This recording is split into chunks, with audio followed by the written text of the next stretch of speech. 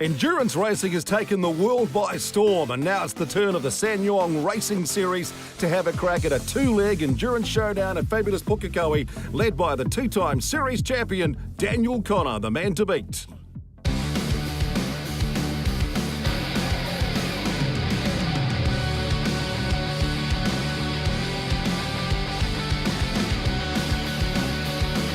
The SsangYong Racing Series is brought to you by BNZ and is proudly supported by LDV Vans, Hankook Tyres, Elf Lubricants and BGW Wheels.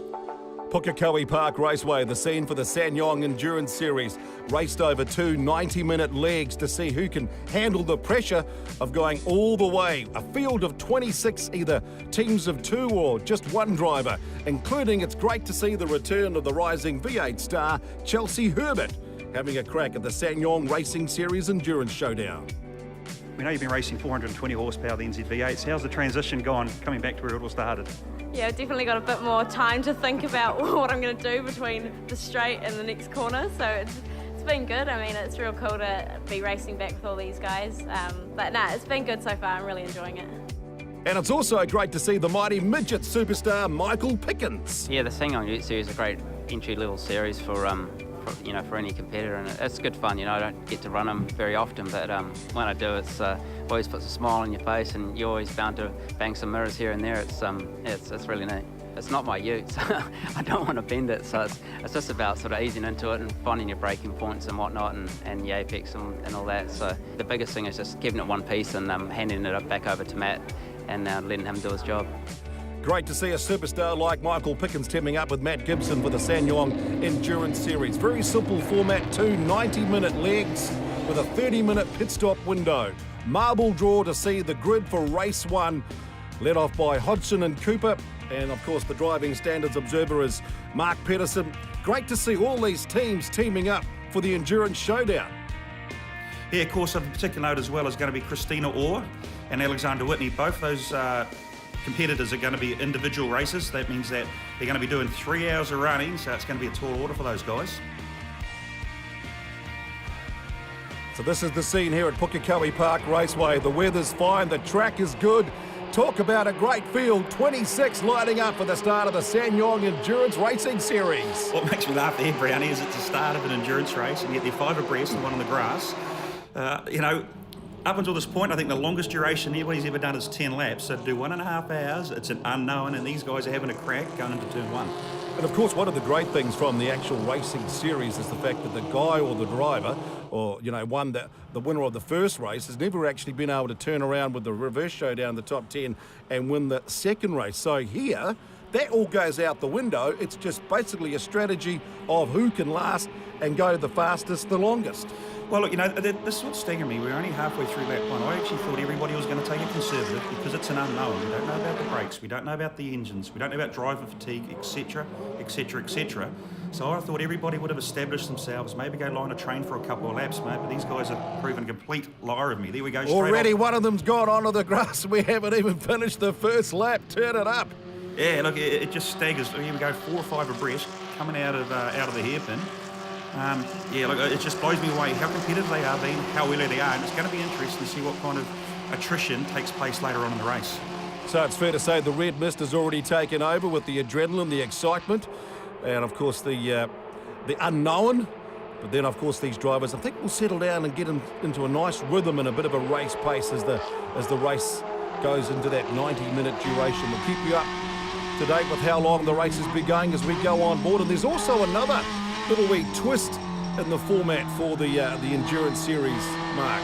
Well, there's actually quite a few twists, Brownie, here, but one of them, you're going to see this coming up here, is that in Enduro 1, they actually use the old circuit. So basically they just keep trucking along the back straight till it gets to the end. In Enduro number 2, we're at 300 or 400 metres, they're actually going to use the new circuit, is where they turn hard right, left, right, and then into the hairpin. So that's a whole different strategy comes into place. Also, whoever starts Enduro 1 cannot start Enduro 2. So, you've got some drivers that might be 2 or 3 seconds slower than their co-mates. So, it's a very big part of the calculation. So much for taking it easy. It's Christina Orr coming into the hairpin completely sideways. And she's one of the solo entrants. So that means when they have the 30-minute pit stop window, which opens for 30 minutes after 30 minutes, she actually has to, physically get out of the car, run around the car, and then get back into the car. No refueling, they won't worry about changing tyres. It's just basically that pit stop window, right? It's absolutely right, but you hit one of the triggers as well, and that's the refueling. Now, once again, it's an unknown exactly how long these things will race, and because when you're racing in a group of utes by yourself, you've got the draft. You know, if you're third or fourth, you're not actually pushing in the air down the back straight, and so we're going to see a bit of bump draft later on with a bit of luck. If you're by yourself, you're pushing the air, I seriously doubt these things can actually do 1.5 hours at the speed they're doing already without fuel coming into the equation. On board with the combo of Herbert and Milligan. Down the back straight. Drafting's going to be so important with these utes because these cars are identical, so it's all about the driver's skill, who can get that draft and then make the pass stick. Or can he? And that's one thing about these SsangYong utes, what they do is the bump drafting and the side-by-side drafting. Just because you got the run doesn't mean that you will guarantee you're going to have it, because the dynamic of the utes, you can stay in there, and these things will run side by side, lap after lap, for minute after minute in these endurance races. And I tell you what, one of the key things for all these driver combos is who's going to be able to look after the brakes and be kind on those tyres, because that's going to certainly have a huge impact on your fuel economy, who's going to be able to go the distance. Well, exactly right, because what happens is when you start running under brakes, the next best thing you've got is the gearbox and the engine. So the brake pedal gets longer, you just start, you know, going from fourth to third to second and using the engine brake, and you slow you down. So if you're the first driver in Enduro 1, you don't actually care because you can burn everything up, and it's the teammate that jumps in has got to suffer. But look, these guys, they're showing no signs of approaching this as an endurance race. So, you know, the brakes, the tyres, everything we've just mentioned at some stage would have to become a factor. Good driving at the moment, really settling down into some nice rhythm as we go on board with Christina Raw West and have a listen to see what it's like to be on board.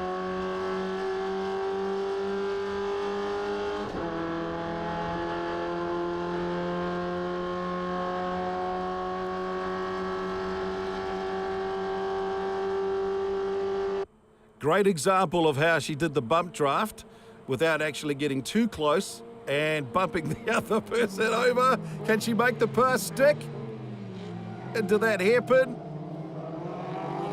Gee, she's been a good start so far. Clean and tidy, and no big crashes, which is great. From your point of view, Mark. Oh, absolutely. But look, at the moment, the ones you've got to keep an eye on is the ute right there, Alexander Whitney, and also Christina Orr in second and fifth place respectively. And the reason I bring this to everyone's attention is because during the pit stops, these two competitors are going to get out, run around the ute, and they jump back in. Okay, so you don't have that discrepancy between driver A and driver B, and driver A gets back into the ute again, and of course they're up to race speed, they're up to race temperature, they know what the conditions of the track are like. So, you know, you're not pioneering for 3 or 4 laps. Oh, look at that. Hang on to it! The famous corner at Pukekohe. It's caught out many drivers in the past during the sprint series, and there's we spoke too soon. There's our first praying of the day. Alexandra Whitley and Rowan Shepherd. Contact. Stick around. More to come with the Enduro.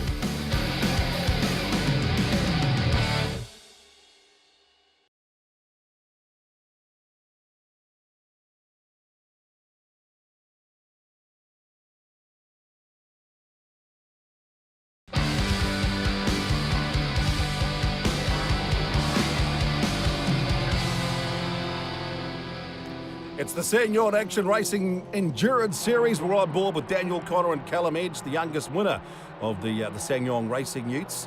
Young teenage rising star, Callum Edge behind the wheel, teaming up with the two-time series champion as they go 2 wide up and over into the hill at Pukekohe Park Raceway. And the need to hold on to that speed.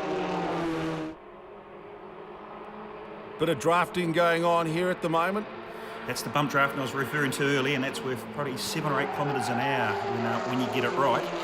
So that's one thing, Brownie, that we took particular care of when I was addressing all the drivers earlier in the day, is that if you're going to do the bump drafting, make sure you identify the driver in front of you, because it's all very well the regular competitors doing it to each other, but our biggest concern is that if you've got an experienced guy doing it to one of the co-drivers that's never had it before and they panic, the results could be catastrophic. Yeah, because when someone comes you a little bit tap and you're actually right up behind them pushing them, that's a real sort of issue about car control for both vehicles, isn't it?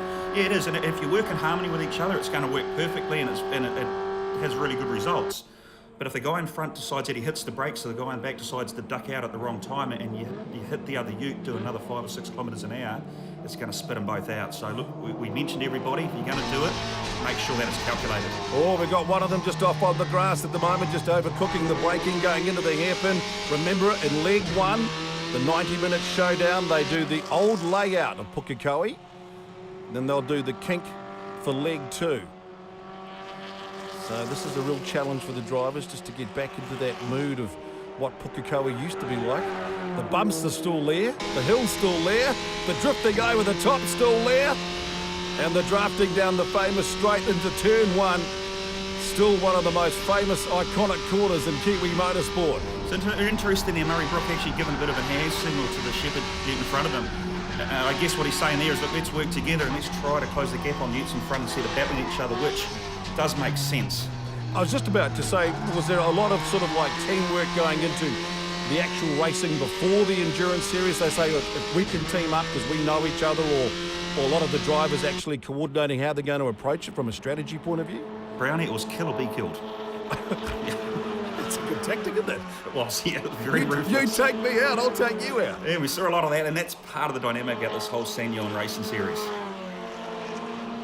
And it's interesting that straight away some of the superstars of the actual sprint racing series over the summer of motorsport, the likes of Daniel Connor, Rowan Shepherd, minus that prang, already starting to dominate the top part of the field. And you're always going to expect that, to be honest, because they're so used to how the ute operates, they're so comfortable in the environment. You know, it's a beautiful day, but it's changing conditions throughout, so it's the confidence factor, and you can have a good driver and a bad driver, and normally the only difference is going to be is the confidence they got in the vehicle they're driving. On board with Christina All-West, who's done a lot of driving around New Zealand, and she's been one of the real stalwarts and main supporters of the series. And look at her, up and over the curbs. Great to put you in the driver's seat. This is how you do it around Pukekohe. In a ute. A butte ute like the SsangYong. She's got this that perfect connection with the ute at the moment, and she's at 1 minute, and she's actually dancing the ute from corner to corner. The gear changes are perfect, the brake execution's perfect, the throttle application's perfect. She's humming along. I suppose for a lot of these drivers, they can really take advantage of a 90-minute showdown, because the old saying is smooth is fast, and you see some of the other guys getting the draft and ducking down the inside, but they could really settle into that rhythm, get into their own race pace, and then extend and push themselves, not just in their battle against the other cars beside them, but in their own driving skill. Yeah, look, I actually thought that they were going to take things relatively conservatively, and that form book of mine's been thrown out the door completely. So, look, I don't actually think they actually have enough time to get in a rhythm now. This is actually a sprint race determined by 1.5 hours of racing. It's just hammering time, lap after lap. Daniel Connor, number 1 out in front, and here's a great story, Mark. Number 25, Graham Hodgson, tell us a bit about this. Look, Graham's one of the stalwarts of the class, and you know, he's been there since the inception. Fortunately, Graham has got terminal cancer, so part of his bucket list is that he really wanted to get back in the ute, and he really wanted to do the endurances. So, you know, in conjunction with Rick Cooper, of course, who is he's the catalyst behind the series, they've paired up together, and they said, Graham, you're going to have a crack at this. You have as much fun as you can in the time frame, and bring the old girl in, and I'll jump over. So hence why we've seen that ute coming in outside of the pit window. So normally the pit window will open around about after 30 minutes, but for Graham, he can just do whatever he wants and keep going as long as he wants, which is a great way to actually get that need for speed for Graham Hodgson. And now you can see what happens as they have to do the driver change. And they would have had to actually practice all of this too, wouldn't they? Yeah, they would have. And this is just inspiring what we've seen right here, right now. You know, they speaking to the team before the race, they say, you know, hopefully Graham will get 4 or 5 laps out before he's decided, you know, that he wants to let Rick get out of the way, old fella. But, you know, he just went lap after lap after lap, and it's just inspiring from what we've just seen. Good skills, fantastic stuff here. Back racing up and over the hill. And you can see the skill as they hang on to the wheel and force their way right behind the car in front. And always there's a car beside you. It's like you just can't get away from the traffic. Well, you can't, and these are 3 hard, fierce competitors from the whole regular series. I'll go back to what I've said before, and I'll probably say it again. This is an hour-and-a-half enduro, and these guys are treating it like it's a 5-lap sprint race. The question is, how will the utes feel, though, with the wear and the tear on the tyres, the brakes, the engine? at the moment, going well. Well, to be honest, I doubt they're actually going to suffer from anything like we thought we're going to at the lead up of the show, because it just seems that the punishment they're giving them, that this ute just says, give me more, give me more. Of course, they race for the Pine Tree Cup in the regular series. Colin Meads, great ambassador for the LDV SsangYong Action Utes, and they really are tough little wee cars, aren't they? Oh, you know, we see some huge impacts throughout the regular series, and all they do is they just straighten them back out and put them back on the road, and they just come back asking for more. But this is on board of Christina Orr, and she is just working these guys over, trying to find where her ute's stronger, where their one's suffering a little bit, and use that to her advantage. But you know, they're just going, they're getting in the draft, and things are moving around. That's how much confidence they got in these SsangYong utes. You know, you see one defensive line there, one using the track right out, and you know, it's just a fantastic spectacle, isn't it? So young Callum Hedge, who's the young teenage star behind the wheel of number 1, which of course is also co-driven by the series champion. That's Daniel Connor. He's doing a great job just about breaking it up with the tyres. A little bit smoky there, but keeps it on the tarmac. Yeah, it does. Look, and normally, if you're actually using a proper racing slick tyre, that kind of smoke coming off means that it's a flat spot. That's the last thing you want in regular racing, let alone endurance. But because of the tyre they use, it's a little bit more forgiving. I don't think it'll become a factor later on in the race. What about the teams? I mean, like the guys, do they have to do much in changing the actual setup of the vehicle to run 90 minutes or not? No, for the simple reason being, there's got to be a compromise when you're a 2-driver entrant. Okay? If you're a single driver entrant like Christina Orr, etc., yeah, you set the ute up for the whole race because it's just you and the ute going to battle with the track. But when you've got 2 drivers, you've actually got to make a happy compromise, and it's the lesser of all evils. So Joel Herbert down the inside of the hairpin. Callum Edge trying to come back as they whip over the top of the hill. So there's none of this sort of like setting the ute up to come on towards the end of the race. No, you certainly don't do that in endurance racing because you just don't have the luxury to do that or the need to do that for that matter. Because you need it to be from the get-go, don't you? You do, yeah. You want to know what's under you, what platform you've got under you, because you want to be in the ute while the ute is kind of depreciating. What I mean by that is that the last driver, he gets in, so the tyres wear, the brakes wear progressively with the driver. So yeah, you want everything in your favour to begin with, so you put your best car forward every time. Now, from a driving observer's standard sort of point of view, is there anything they can't do? Anything they have to watch out for? Any particular curbs they can't run over the weekend like they sometimes do when you get to most of the tracks? You can do this weekend, you can't do that? No, it's pretty much self-policing when you get to endurance race like we're seeing now, for the simple reason being is that, you know, if you get it wrong and you go so far back, it's so much work to make up against. And you know, you don't want to break a component as well because it's such a long duration. You don't have that chance like race 1 and 2. And here we see this is going to be the first of the regular pit stops. So now they're straight away into it. It'll be interesting because you can come in, you can have driver assist, which means we may see someone come in from the side of the left-hand side of the ute, or the drivers may decide to do them themselves. You've got bungee cords which you can see coming off the mirror. What's that designed to do is flick the bounce out of the way, just to clear up all the stuff inside the cabin, so you don't have to worry about fishing for seatbelts. They automatically spring up. So that's the young gun combination of Joel Herbert and Jack Milligan out of the Toyota 86s. They're teaming up to be a 2-car combo or a 2-driver combo for this particular event. Let's see how they go with their pit stop and their driver change. Remember, no refueling. There's actually a fair bit of confusion there because they've actually asked them to get back in again. They weren't ready. No, well, either that or perhaps there's some confusion exactly why he brought it in, because no one was expecting to come in other than himself. So that's part of the learning curve, and not the sort of curve you really want to be doing in an endurance, because you don't really want to be stopping too early and without the need to stop. Well, especially when it was actually the battle for the lead as well. Okay, keep in mind there is no radio communication in these utes. Oh, sorry, actually for this round there is. So my mistake. But normally, you know, you've got pit board communication, and there will be some verbal communication, which is all new to everybody. So maybe there was a misunderstanding there. Perhaps just a lap too early. So Either way, you go from first to well back in the pack. So that could be a costly mistake for the Herbert-Milligan combination, and one they'll have to make up. And to their credit, they will have time to make it up, though. Well, I don't think they will, unless there's a safety car, and that's how much damage there was, is that the ute the yellow ute was actually in the battle for this lead. He's just in front of them now, but going to be a lap down. So that was a whole lap that's cost him by coming in the pits too early. Yeah, but you never know with endurance racing what's going to happen. There might be a prang, there might be a bit of a chance to actually try and make up some time. It will do, Brownie, but what it does is because he's last in the field, even if the safety car comes out, we've seen how compressed and how aggressive this field is. So if you go back to 24th, you don't have 100 horsepower or more like we do in other classes of endurance racing to get back. And keep in mind, he's then soon, or some stage, going to hand his the ute over to this co-driver. So 2 cars going down towards the end of the long back straight at Pukekohe. Remember, they're doing the old layout. Hedge controlling the race pace at the moment, coming under pressure, but really doing a good job. And of course, it'd be fantastic for the young fella to hand over to the superstar number 1, Daniel Connor, with the car out in front. Can they do it? Stick around, we'll find out.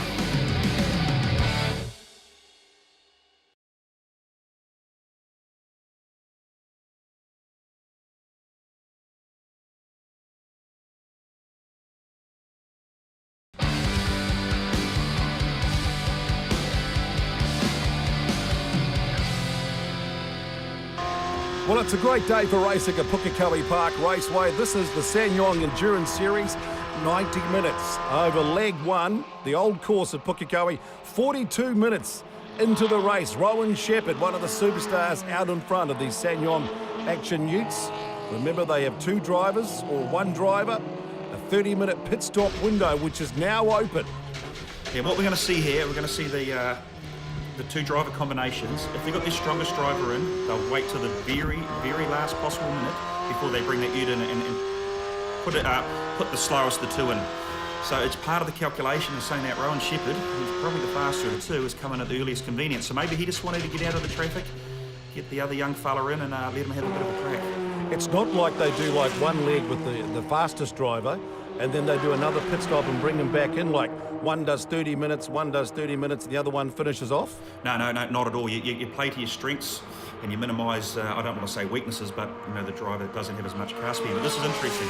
Christina Orr, she's a solo driver. She's going to get out, run around the ute and jump straight back in again. So this probably is going to be a pivotal stop. So this is what happens when you're a one-driver team. At least she doesn't have to worry about changing the seat or the belts and that sort of stuff. Just a quick little wee sprint around the car.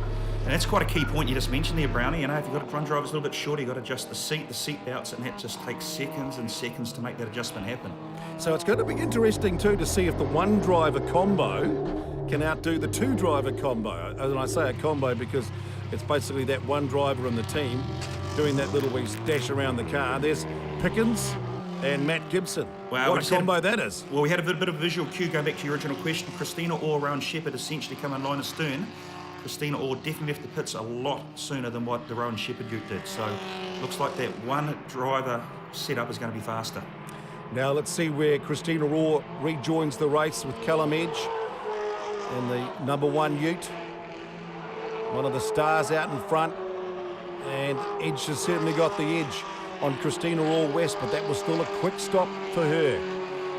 What about the superstar from the Springs, Michael Pickens? How's he going? Sort of learned a few things while I was out there and got a bit more speed out of it, but like I said earlier, it's more about getting Matt a nice ute that hasn't got folded mirrors and whatnot. So yeah, I had a ball, you know, it's Robin's racing and these boys know how to rub. Fantastic Michael Pickens, who actually has to jump on a plane and fly off to the USA today. So what a great way to spend the day before you duck away to the States. Bit of endurance racing in the SsangYong Series. He's one of those true professionals, isn't he? And I love speaking to the guy because it's so at peace and he's just such a mellow individual. It doesn't matter whether he's racing a SsangYong ute or jumps in a plane to go to America to race midget cars over there. The guy's just a sensation. Callum Edge coming into the pits. What about what happened before with that confusion with the Herbert combo? Oh, talk about smoking it up. Joel, bit of a misunderstanding at the pit stop. Yeah, you could say that. Had the pit board out, I thought it said pit, but it said something else, so I misinterpreted it. I came in, turns out we weren't ready at all to pit, so I had to hop back in and go out again. So that was a bit of a bummer, considering I was in front at that stage. So there you go, just the old communication. As you say, they've got communication in these cars for the endurance race, but with the pit board. So that's a disappointment for their team. What happens now with Callum Edge coming in? Daniel Connor, the #1 man in the series when it comes to the sprints. Can he make the quick driver change and get set for the big showdown in Enduro? Looks like they've basically timed it for halfway to take them all the way to the finish now, Mark. Was it? We just saw that seat adjustment that we spoke about earlier on, about the difference between the two drivers. One seat belt's in, they're going to feed the other one over the top. Now this is the critical part, and it's just not fast. It's just not seamless. What happens here is actually pull the adjustment down on the seatbelt to make it tighter.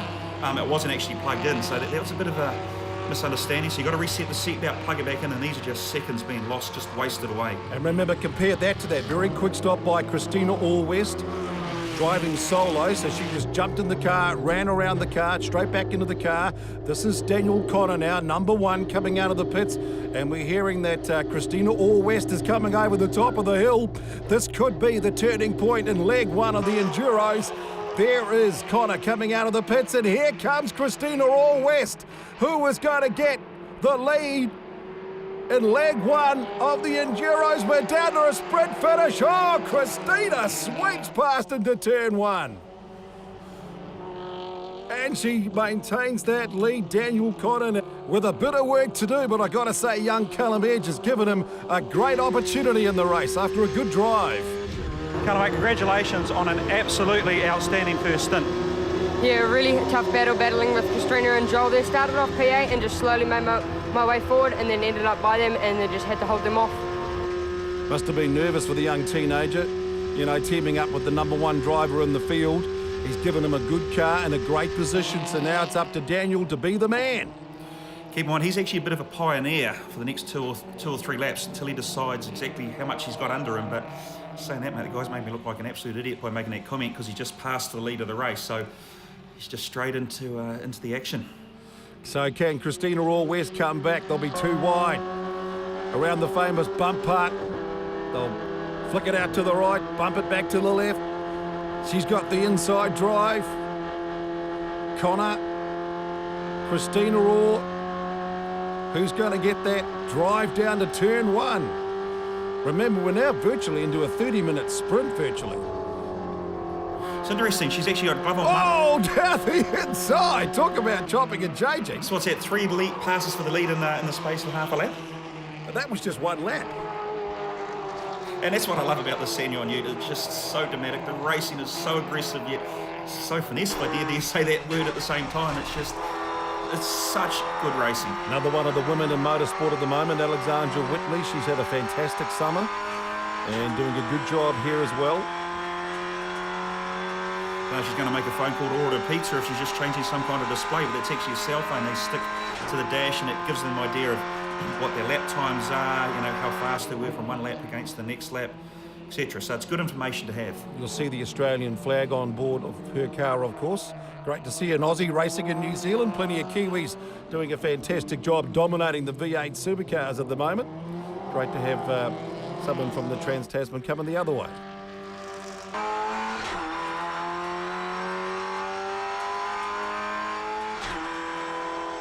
And now it's time for her pit stop. Keep in mind, she's going to get around. Exactly what we saw Christy Oh, here they go! We've seen that plenty of times at Pukekohe. 2 cars up and over the hill. Side by side, stay on the tarmac. You go on the grass, mate, you could be curtains. A little bit of bumping there. Just, well, they're pretty forgiving utes. Good driving, though. Young Nian out of Taupo. Oh, mate, he's actually running wide. Oh, no, we just put the commentator's bump draft. He's just run him off the road. Yeah, but it depends who do you think ran who off the road there, Brownie? Well, one of them got a bit loose, but did he get a bit of hand getting a bit loose? Here goes Alexandra Whitley with her little wee dash. Man, this is a fast pit stop, eh? She's run around the utes. Young Cameron was in there undoing the seat belts, resetting everything, so it's plugged in. She's going to be out of here in no time at all. I'll be interested to see where she comes out. Straight back into it. They'll be coming out of that famous corner where the 2 guys just lost it before. That's okay. Now, part of the pit sequence is you cannot go to racing speed until you get to the line where that person's standing, which is right now. All right, hard on the throttle. We also gave the drivers the opportunity where they can connect their seat belts, but they have to be able to, they can do them up when they're going down pit lane before they get on the racing Right, track. there's your time on the right part of the screen there, 1 hour. So 60 minutes gone out of the 90 minutes. We're down into a 30-minute sprint race. Okay, if you want to know how much faster her pit stop was, when she came in, she was battling probably for 7th or 8th. She's actually now in the lead battle, so that must have been a very fast pit stop. There she goes, let's work together. Let's not fight each other, let's take the battle to the first and second place. So she's trying to find a teammate or a drafting mate to work with. We talked a bit before about the drafting and the skill of actually doing the bump draft with actually taking the other person out of the race. So that's one of the key things that you really want to get right in these cars. And this is just like a championship battle all over again. You've got the 5 or 6 main antagonists from the earlier championship all now battling for the lead of this race. The likes of Daniel Connor, Rowan Shepherd, Christina Raw West, Matt Gibson, Peter Bennett, Joel Herbert, Alexandra Whitley. Up and over the hill, sorting each other out. They've got a bit of racing room here too now. Well, some of them are giving each other a bit of room. And the man who's making the most of that room is number 1, Daniel Connor. 30 minutes to go in the Enduro. Stick around, more coming up from Pukekohe.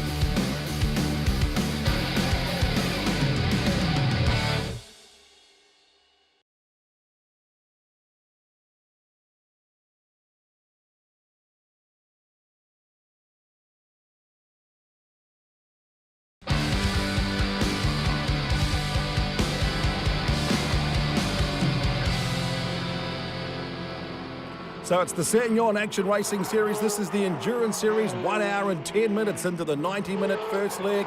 Great showdown here at the moment as they sweep into turn 1. Number 88, that's Matt Gibson behind the wheel, and behind him, number 28, Peter Bennett, teaming up with Kane Barry. Of course, Michael Pickens started at number 88. So these two teams running 4th and 5th at the moment. Line astern, and we know these things will go side by side, corner for corner, lap after lap, and this battle has been going on for a while. The cat's eyes are out. Look, a bit of pedal damage in the Bennett car, though. Yeah, look, that won't mean anything. It's more cosmetic, because we know these things can take some significant hits, and all they do is bounce out and ask for more. So the question is, can Bennett now get the draft on Gibson as they go under brakes down the old part of Pukekohe? They'll be loving that. But do, Brandon, what you do as a driver when you're in this scenario is that you say, okay, I've got 1 lap, my strengths are on this part of the track, my weaknesses are on this part, and you always play to your strengths. So you won't see him do anything desperate and just have a last-minute lunge. He'll be calculating, think, right, I'm faster over the top of the hill, I need to give myself 1 or 2 ute lengths coming out of the hairpin and just gather momentum, keep the momentum going. So when you get past the start-finish line where your ute's the strongest, you pull out and make the pass. Do you break this track down, because it's got the reputation, of course, being the power circuit, do you break it down into sectors like we see so many tracks around the world, sector 1, 2 and 3? You certainly do for this configuration track you got. You basically say from the front straight coming onto the back straight, because it's all, relatively slow, not many bumps. But from this point, coming over the start-finish line, it's all high speed. You've got the hairpin there, but you're always gathering speed. And it's very hard to get a happy compromise between the high-speed bump stuff and the low speed where you require a good bit of acceleration or drive. And then, of course, the passing opportunities going into the hairpin. Here, coming over the top of the hill, all about setting up that needs for speed, as you're seeing on board at the moment. Right down the main straight into that fast, iconic number 1 corner at Pukekohe. And that's just the difference in ute speed, coming over the top of the hill. And although it didn't look much on television, trust me, that would have been a very big panic moment, because the closing speed would have been so great and you have nowhere to go other than to the back of the ute in front of you. And of course, they just go flat out, let the car drift, running up over the ripples, touch of the brakes here, duck it down, and then get that exit speed coming onto the back straight, which is all about your passing opportunities at the end of the back straight. It is, and this is what I love about the SsangYong Series, and I've gone on record for saying this, and I'll say it time and time again. This category of racing we're watching right now is the best breeding and development ground of any formula of motorsport we've got in New Zealand. For the simple reason being, because everything is so close, the brakes, the engines, the transmissions, everything, that if you falter, you're going to lose 3 or 4 places, and you just don't have the speed to make those up again. And that's all part of the calculation that You know, the experienced drivers will bring in, but the young drivers got to develop.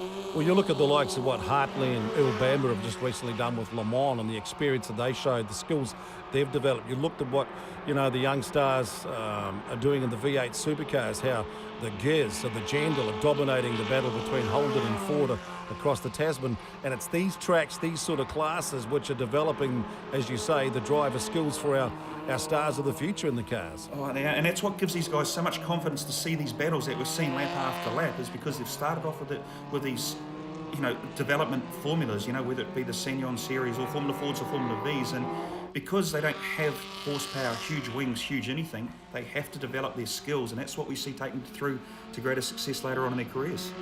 So this is the school of the Enduro, 1 hour, 19 minutes. So basically 10 minutes to go. And this battle has just been going on for lap after lap, probably, you know, at least half an hour. It just keeps swimming, but neither one of them can actually make the break when they make the pass. How long can I sit on your bumper without making a mistake? Sweeps wide. Can he get the run and go wide and do what the Giz does? That's around the outside of turn 1. No, he does the smart thing and tucks it in behind. He does, yeah, but it's only a matter of time before he has another crack, isn't it? So Bennett, he's made that move. Gibson trying to come back. The battle between 4 and 5. Remember, Christina Orr West. Out in front, Daniel Connor, Alexandra Whitley having a great showdown.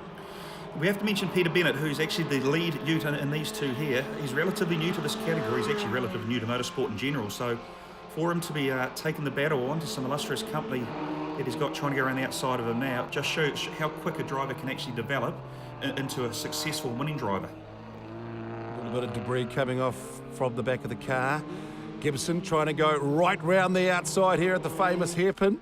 He's going to get the inside line now for the kink, and they go up over the hill at Pukekohe Park Raceway. So he's made that move stick. That's good skills. That's good driving. No, I don't think can he's made Bennett live there though? No, I don't think he's made it stick. He's made the move, but I don't think he's made it stick. Oh, now it's unstick. Oh no, he can still live there. And here we go again. There you go, and that's the swap over. So here we have the inside running. No, just pulling back in line of stern. So this is what this racing series is all about, and this is what the endurance race is all about. Remember, over 2 legs, 90 minutes. The battle back out in front. Connor, Christina Orr West. Now down to about a 10-minute sprint to the finish. They've done the driver change. They've done the gear change. Will there be a change in position? Remember, it'll be the combined points from the winner of leg 1 and the leg 2. Both over 90 minutes to see who's going to be the endurance champion for the entire weekend. So this leg coming down to the finish is going to be very important for the likes of Daniel Connor out in front. Christina Orr West currently second. And can they hang on to the lead, or will there be another change in the lead? Tell you what, Daniel is trying as hard as he can. He's using all the curbs. He's using every inch of road he's given, plus a little bit more on the way out of the corner. One thing that staggered me is just how consistent these utes have been. I would have thought we would have seen a fair bit of degradation, and look, it's probably happening in the utes, but because they're all the same, they're all going to start degrading at the same speed and the same rate. So lap times would prove, though, that these guys are still going as fast as they can, and what we'd expect to see in a sprint race. Now into the braking zone here, into the hairpin. And what's Christina Orr West going to do? How's she going to line it up? Remember, we've seen some fantastic drafting races in certain classes in the past, and it can be a real advantage if you're number 2 going into the last few laps, because if you can get the draft, you might be able to make that pass and make it stick. The question is, though, will he let it happen? That's Daniel Connor out in front. Can she force a mistake by driving in his mirrors? I don't think you're going to ruffle either of these two competitors. It's just going to be a hard-fought battle. But what you want to do is, like you said, in the last 1 or 2 laps, when it's game on, anything goes, is when you come out of the hairpin, you want to be on the right-hand side of the track, because then you can actually defend that line coming all the way over the top. So no matter where you position your ute, up until that point, that's where you have to be. She's got to pull up to the bumper. So we got basically the end of the race. Last lap, 1 minute 30, 90 minutes. This is the chance here. She has to get right up behind and get the draft, Christina Orr West. Daniel Connor, he's going to hold that outside line and make her work and try to go around the outside. Well, he actually into the lost, hairpin. he lost a bit of momentum coming onto the back straight. He actually went in a bit fast, got a bit of understeer, lost a bit of speed, and this is the result we've seen right now, that in conjunction with the draft. But if he can defend the line coming out of the hairpin, Christina's got a lot of work to do because she's got to go around the outside of him coming over the top of the hill. He's done a good job. So you think about it, 90 minutes, and we're down to 2 cars right beside each other virtually, right behind, one in front, one trying to chase down Daniel Connor. He started number 1, and after 90 minutes, can he finish number 1? Hunted down by Christina All-West. Leg 1 of the SsangYong Endurance Series. Checkered flag time, and Daniel Connor's going to do it. Christina All-West comes home for a brilliant second place. Great race. Alexandra Whitley. Can she finish in the top 3? And take those combined points into leg 2, remember. Up and over the top. And the 2 women in motorsport doing a fantastic job here, North. It's good to see, isn't it? Very, very good to see. So the field sweeping over the hill for the last time to end the 90 minutes. This is the side-by-side. They're still going, these two, for battle 4 and 5. Gibson now has the chance to make the move on Bennett. Remember, his fiancée, Alexandra Whitley, was third. Oh, he's pulled it back for number 4. Turn it up, what a finish after 90 minutes. And here they are. Oh, it's photo finish. Who would you pick? And I think he may have just got there. Yes, Matty Gibson. So it's Daniel Connor who got the win along with Callum Edge, Christina All-West second, Alexandra Whitley third, Gibson and Pickens coming home in fourth, just ahead of Peter Bennett and Kane Barry. It just goes to prove after 90 minutes of racing, 0.05 of a second separated those 2 positions. So the field of 26 now, they'll take the points from leg 1 and they'll get set to regroup for leg 2. Young Callum here gave me the car in P1, so it was good from P8, so he could drive by home and we managed to stay at the front. A long hour and a half. Thanks for Daniel letting me drive with you. Yeah, good race. Just had to give him the lead and yeah, managed to hold it. It was awesome. If I knew it was the last lap, I would have given it more of a crack down at the hairpin, but yeah, I honestly thought I'd gone a lap down. I felt like I did the slowest run around my ute ever, but yeah, to come home second, I'm pretty damn stoked. Had a bit of a spin on the first few laps there, and we ended up bending the steering, so I did really well to come back through with the steering how it was. It was fast, and we did some practices earlier this morning, and my heart was racing. I had a heart strap on, but it was great. Cameron was awesome. Fantastic racing for leg 1 of the SsangYong Endurance Series, and now they reverse the grid for the second showdown once again over 90 minutes at Pukekohe Park Raceway.